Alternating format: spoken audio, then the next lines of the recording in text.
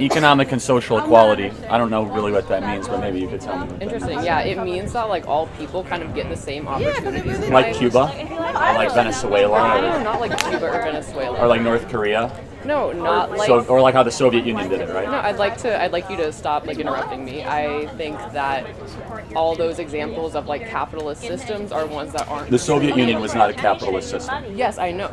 And Venezuela is not a socialist system. Sure it is. They nationalized their oil and gas reserves. They have nationalized healthcare, nationalized schooling. The government owns the means of production. How is it not a socialist country? Because because of the history of U.S. interference, socialism cannot be like enacted as it should be. It also sort of functions under the guise of socialism. I think a lot of the Venezuela is still corrupt as. Yeah, can you show me any socialist country that works? Yeah, most of Europe. So maybe Norway, Sweden, or Finland? Yeah. But they're more economically free than America. How so? On the World Economic Freedom Index, they're ranked higher than America. And so what does that like mean? So lower taxes, less regulation. So they're not, I wouldn't consider them to be socialist countries.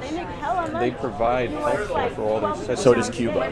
How does that work? I'm sure because they're like Norway, Sweden, Finland also has a homogenous population. Oh, I want to know about this. yeah, Why do so- you think? Why is that sort of thing Yeah. promoted? Because it's 6 to 7 million people. They don't need a homogenized society. you don't need it But what is? I don't Yeah, even know because the they rationale. have low rates of immigration. Can you explain to me why? And so they like, have less people coming in their country every year that need Medicaid equivalent type social programs. Can you explain to me why? They have the having- strictest immigration policies in Europe, in Norway, Sweden, Finland, and they don't pay for a national military. 70 to 80% tax rates for the highest earners, of which I oppose completely. Sweden has full school choice, which I'm sure you support, right?